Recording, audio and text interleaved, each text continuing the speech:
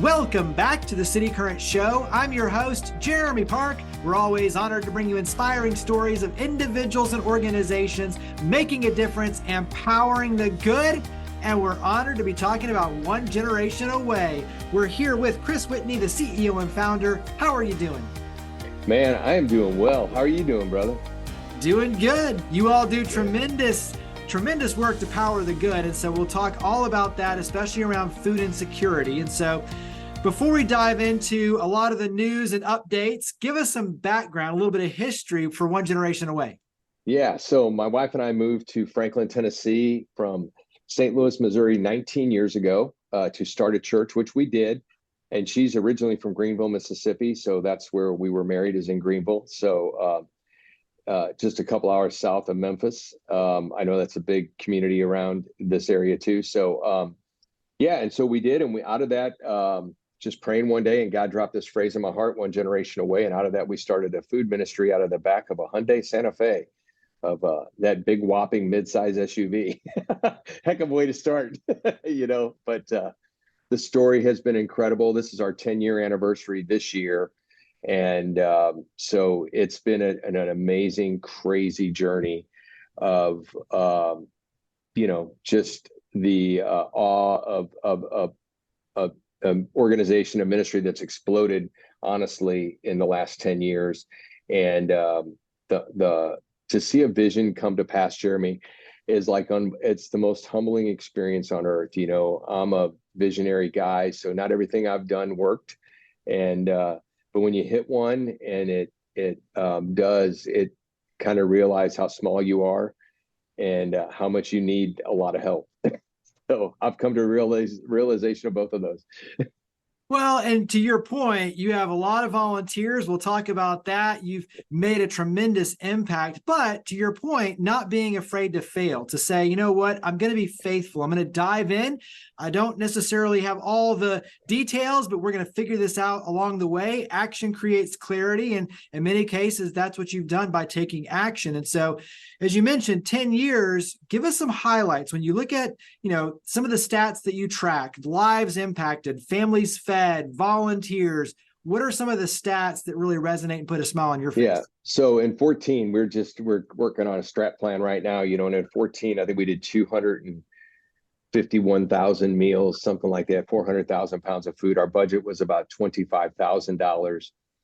And so fast forward 10 years, that number is going to be, our budget's 1.9 million, and we will do somewhere between 21 and $30 million worth of food, somewhere in the neighborhood of 7 to 10 million pounds of food.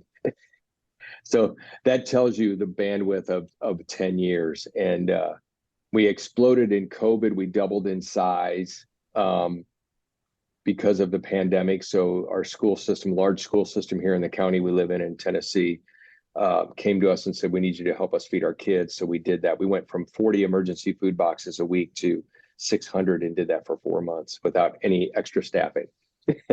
So those are just some of the highlight reels of the rapid growth. We started in Franklin, Tennessee, with a vision of wiping hunger off the face of America.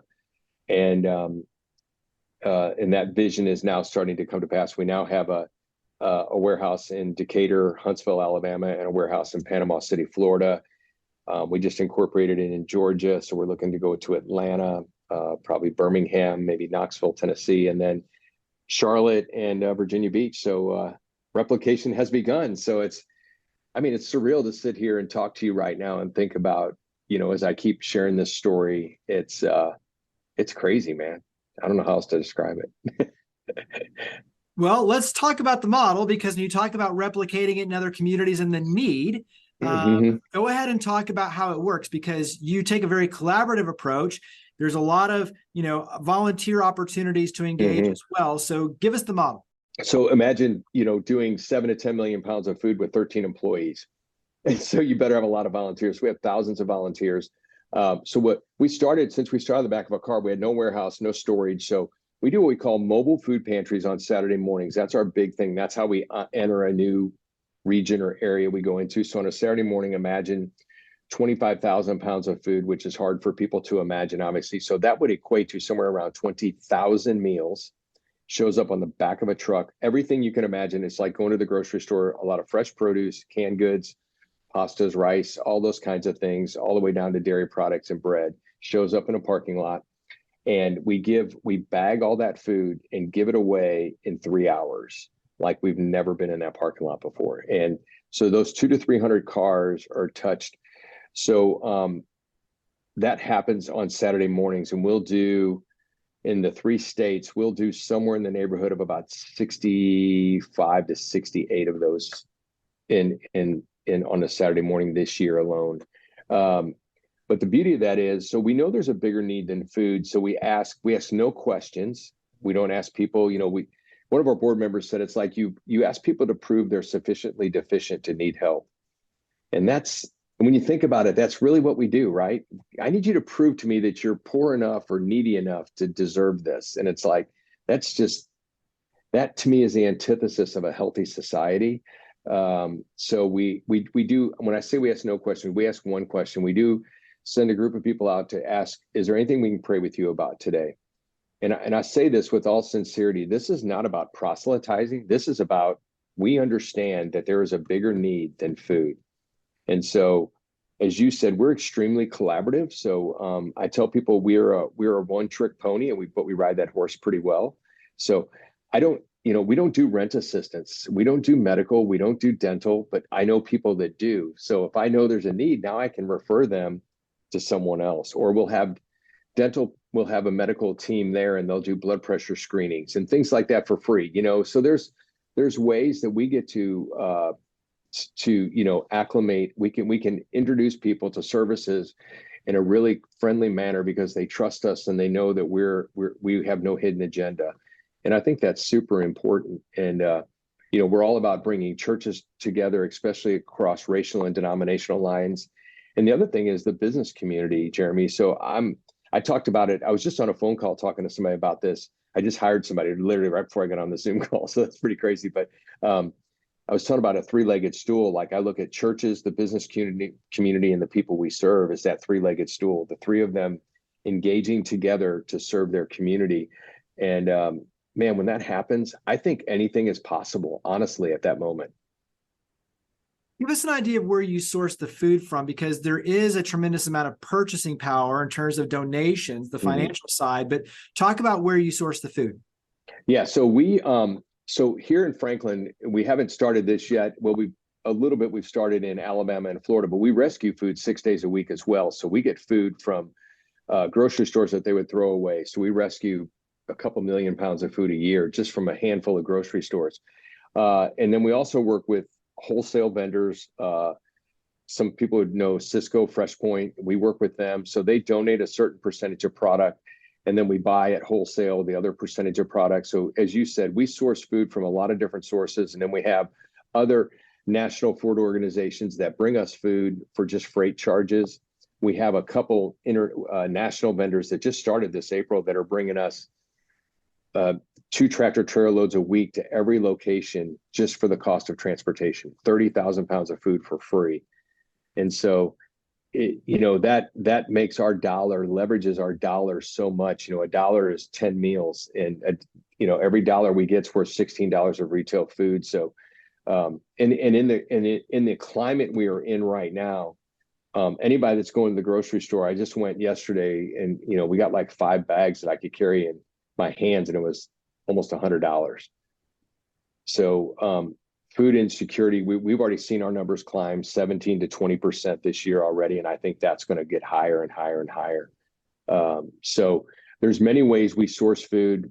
We have food drives, people bring food. So there's a lot of ways we source food, and that's so we can be good stewards with what our donors have given us. Well, you took me into where I was going next, which is the need. And so when you talk about the 3 legs, on the stool, and the businesses working together with the churches and, feeding the individuals. And as you mentioned, during the pandemic and then coming out, inflation, recession, all of these things where the dollar doesn't go as far when you talk about feeding your family. So what would you want the community to know, especially when you talk about speaking to the churches and the business community, and obviously just the funding community, the philanthropic community? What do you want them to know about the need and where we are in this moment? Yeah, so the need is about one in national statistics would be 1 in 10 are food insecure, 1 in 7 children. There is no fathomable way on this earth that children should go hungry ever, not in this country. And then we have elderly people making decisions between food and medicine. Once again, that should never happen in this country. And so those are my two big hot points. And so food insecurity is hidden. You'll never know what it looks like. You can never imagine what it looks like. You don't know what kind of car it drives. You don't know the house it lives in. And you will never know because it is the most humiliating, embarrassing thing to have to live through.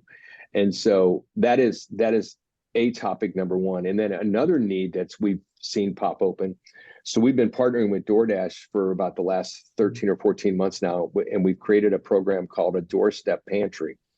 So we literally deliver an 18 to 20 pound bag of food to someone's doorstep through DoorDash.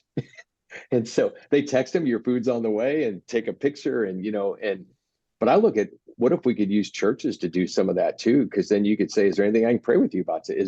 Can I connect you again to resources that will meet another need you have? And so in that, when you talk about need, this statistic, Jeremy, may be more alarming to me than almost hunger, but 30% of the people that are food insecure are transportation insecure.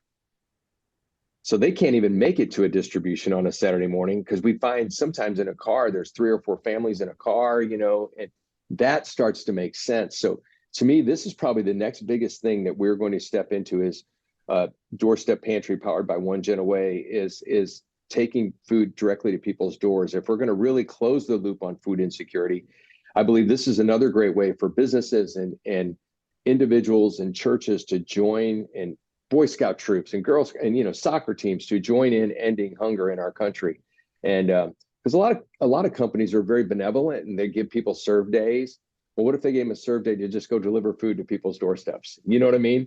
And I think there are so many ways that the need's so big and growing. And once again, but it's not an insurmountable thing. This is not a supply issue. This is not, it's not anything other than a logistics issue. It's completely logistics. And we need a lot of bodies. And so, and we are, I'm quite a bit older than you are, but we can tell by looking at the screen, and I'm the before picture. Jeremy's the after. So in case you're wondering, that's okay. But this generation that's rising up is extremely cause orientated. So let's give them a cause that's tangible. If we get our kids to eat, they're going to have more attention span, a better ability to learn, which will change the cycle generationally. And that's what we need to do. Well, and you're making it easy, you're making it strategic. And just like you mentioned, this is a logistics issue. And so if we can get more people coming into the fold, more volunteers, yes, church, corporate, all of a sudden you have a chance to connect at a deep level. And I think, just like you said, this is more than food. It's a chance to connect on a deeper personal level to figure out how can we help each other. And also too, when it comes to empathy, respect, compassion, kindness, all of these things, yes, bringing the community together, there's a powerful vehicle for what you're doing with that as well. And so carry that into how can we help? How can we get involved? Yeah. So OneGenAway.com, OneGenAway.com. Click join the movement. You can sign up for our email blast, which just tells you where distributions are. You can find out about us. You can contact me to say, hey, I'd like to start one of these in my city, because we would love to have that conversation and we can make that happen. And I think that is the thing. And I'll say one last thing too, Jeremy, while I'm thinking about it. We live in the wealthiest county in Tennessee, one of the 10th wealthiest counties in the country, which is hard to believe. Williamson County, Tennessee, Nashville area, suburb of Nashville. But to me, we will never be what I call here an it city. Nashville is one of the it cities supposedly now, or an it country until we intentionally take care of the least of these. Until we do that, we're not an it anything. We're just like everybody else, and if we're going to really be the country that we believe we are, and then I believe we need to intentionally take care of the least of these. And this isn't about a handout or a hand anything. This is just about neighbors caring for neighbors. And it's the simplest thing our society used to be like. And we've lost some of that because of technology, homeowners associations, leaving your garage door closed, all these things that we've got, right, that have separated us. And it's just time for us to get back to loving our neighbors, serving them, and giving them an opportunity to take another step forward that they maybe not would have had if we didn't take that action. Yeah, we talk about it a lot, is caring. And that's exactly what you're talking about, is, caring for one another, caring for each other, caring for our community, but ultimately those around you, your neighbors. And so once again, mention the website. Where do we go to start taking action to get involved with One Generation Away? Yeah, OneGenAway.com, OneGenAway.com. Everything you need's there. And man, I'd love to meet anybody out there that wants to talk about it. And once again, this is a collaboration, man. All of us, many hands make light work. A rising tide raises all ships. Let's put that into practice, and let's go do something to change the world.